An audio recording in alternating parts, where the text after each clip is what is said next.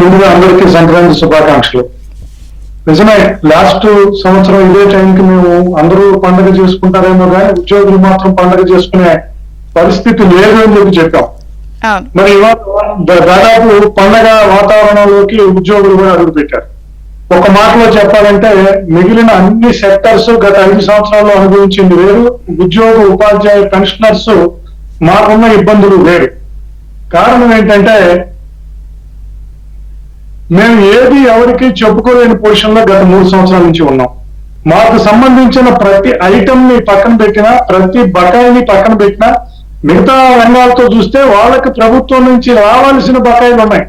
మాకు అలా కాదు మేడం, మాకు మేము దాచుకున్న డబ్బులు జీపీఎఫ్ లు మేమేం ప్రభుత్వం నుంచి ఇవ్వాల్సి అడుగుతాం, వేరే సంగతి.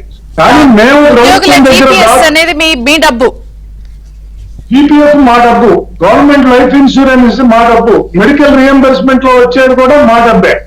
ఇవన్నీ మేము ప్రభుత్వానికి మేము కడుతున్నాం. ప్రభుత్వానికి ఇందులో జీపీఎఫ్ లో కానీ ఏపీజీఎల్ లో కానీ ₹1 ప్రభుత్వంలో లేదు.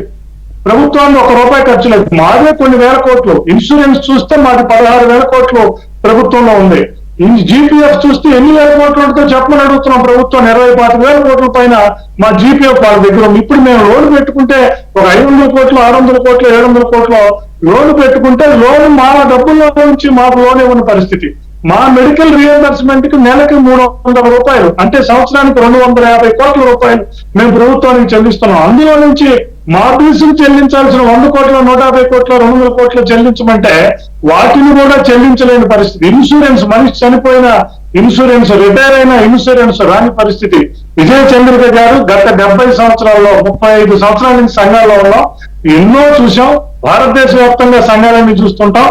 భారతదేశ వ్యాప్తంగా గత 70 సంవత్సరాల్లో ఏ రాష్ట్ర ప్రభుత్వ ఉద్యోగికి సంబంధించిన జీపీఎఫ్లు కానీ ఏపీజీఎల్ కానీ మా డబ్బులన్నీ వాడేసుకుని మేము దానికి దేవిరించాల్సిన పరిస్థితి ఇంతవరకు ఈ భారతదేశంలో ఏ రాష్ట్ర ప్రభుత్వంలోనో ఏ రాష్ట్ర ప్రభుత్వోద్యోగికి రాలా. కేవలం ఆంధ్రప్రదేశ్ ప్రభుత్వోద్యోగికి మాత్రమే ఆ పరిస్థితి వచ్చింది. ముఖ్యమంత్రి గారు అసెంబ్లీలో కొత్త ప్రభుత్వం వచ్చినాక చంద్రబాబు నాయుడు గారు అసెంబ్లీలో ప్రకటించారు, మేము ఉద్యోగులకి 25,500 కోట్ల బకాయిలు ఉన్నాయి. ఇందులో బ్రహ్మాండాన్ని 10,000 కోట్ల మా డబ్బులే ఉన్నాయి. అంటే మా డబ్బులు మాకు ఇచ్చే పరిస్థితి లేదు. రెండవ పరిస్థితి ఏంటంటే మేము వెళ్ళి అడిగే పరిస్థితి కూడా లేదు. ఇవాళ ఇంకా ఒక నయం, మేము వెళ్ళి ప్రభుత్వం దగ్గరికి వెళ్ళి మాట్లాడగలుగుతున్నాం, ముఖ్యమంత్రి గారిని కలవగలుగుతున్నాం. అంతకుముందు ముఖ్యమంత్రి గారిని కలిసే పరిస్థితి కానీ ఇంకొక పరిస్థితి కానీ లేదు. వీటి గురించి చర్చించే పరిస్థితి కూడా లేదు. ముఖ్యమంత్రితో చర్చించట్లేదు, అధికారులు చర్చించట్లేదు. మేము రోడ్డు మీదకి వస్తే 3,650 కేసులు ఉద్యోగుల మీద, ఉపాధ్యాయుల మీద పెట్టిన ప్రభుత్వం కానీ పెట్టిన పరిస్థితి, సిచ్యువేషన్ కూడా ఇంతవరకు ఎప్పుడు చూడడం. 3,650 కోట్లకి మేము చెప్తున్న లెక్కలు. ఇప్పుడు రాష్ట్ర ప్రభుత్వం, ముఖ్యమంత్రి గారు వైట్ పేపర్స్ రిలీజ్ చేస్తూ ఉద్యోగ ఉపాధ్యాయుల మీద గత 5 సంవత్సరాల్లో 3,650 కేసులు ఉన్నాయి. సిపిఎస్ ఉద్యోగుల మీద ఉన్నాయి, ఎన్జిఓల మీద ఉన్నాయి. ఈ కేసులన్నింటినీ మేము రివ్యూ చేసి ఎత్తివేస్తామని సాక్షాత్ ముఖ్యమంత్రి గారే చెప్పారు. ఇప్పుడు అదే చెప్తున్నాం మేడం, మేమేమైనా దొంగతనాలు చేస్తున్నామా, స్కామ్ చేస్తున్నామా, లేకపోతే ఏదన్నా మార్పు అయ్యింది లేదు. ఇప్పుడు ఈ 3,650 కేసులు కూడా కారణం ఏంటంటే మేము గొంతెత్తినందుకు. మేము ఆందోళన కార్యక్రమం అంటే మీరు మా మాట వినరు, మా డబ్బులన్నీ మీరు వాడేసుకుంటారు, వాడుకుని 2 నెలలైనా 3 నెలలైనా మాకు కట్టరు. మేము గొంతెత్తితే హౌస్ అరెస్టులు, బైండ్ ఓవర్ కేసులు, మిగతా కేసులన్నీ కూడా మా మీద పెడతారు. ఉద్యోగం మీద కేసు పెడితే అతనికి సంబంధించిన ఇంక్రిమెంట్స్ ఆగిపోతాయి, ప్రమోషన్స్ ఆగిపోతాయి, రిటైర్మెంట్ అయితే రావాల్సిన బెనిఫిట్స్ ఆగిపోతాయి. ఇంత వ్యక్తిగత నష్టాన్ని ఉద్యోగులకి కలగజేసి ఇవాళ వచ్చేసరికి ఈ ఒక్క విషయంలోకి వస్తా. ఇవాళ వచ్చేసరికి ఈ దీంట్లోనే 2-3 సార్లు ముఖ్యమంత్రి గారిని కలిసాం. అయ్యా, ఇబ్బందులు అన్ని ఉన్నాయి, మీ ఇబ్బందులు మీకున్నాయి తప్పదు, కానీ సంక్రాంతి పండుగలకు మాకు డిఏ రిలీజ్ చేయండి, మా జీపీఎఫ్ సరెండర్ లీవ్లు, ముఖ్యంగా పోలీసుల సరెండర్ లీవ్లు కూడా ఉన్నాయి, ఉద్యోగులు కూడా ఉన్నాయి, ఇవన్నిట్లో ఎంతో కొంత మీరు ఇచ్చేయండి అని చెప్పి ముఖ్యమంత్రి గారిని డైరెక్ట్ గా కలిసి అడిగే పరిస్థితి, ఫైనాన్స్ మినిస్టర్ గారిని డైరెక్ట్ గా కలిసే పరిస్థితి.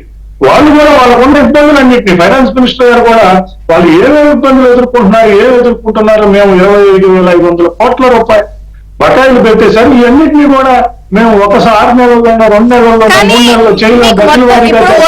జీపీఎఫ్ 519 కోట్ల లెక్కలు ఉన్నాయి కదా, అన్ని ఏం రిలీజ్ చేయలేదు కదా, ఎందుకంత ఆనందం పడుతున్నారని వైసీపీ వాళ్ళు అంటున్నారు. ఏంటంటే ఇంత అంటే 200 ఓవరాల్ గా కదా ఒకటి- ఇచ్చింది, ఏమిటంత ఆనందం పడిపోతున్నారు? ఒకటి మేడం, ఆనందం always 1 is better then 0. Okay. 0 కన్నా 1 ఎప్పుడు ఎక్కువే. మేము 6 నెలల నుంచి అడుగుతున్నాం, ప్రభుత్వం ఉద్యోగుల మీద దృష్టి పెట్టండి, మాకు పిఆర్సీ కమిటీ వేయండి, డిఏ ఇవ్వండి, బకాయిల చెల్లింపు బిగించేయండి అని అడుగుతాం.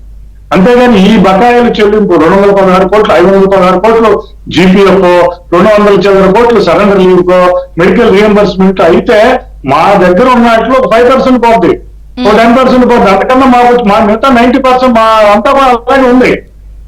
ఉమ్.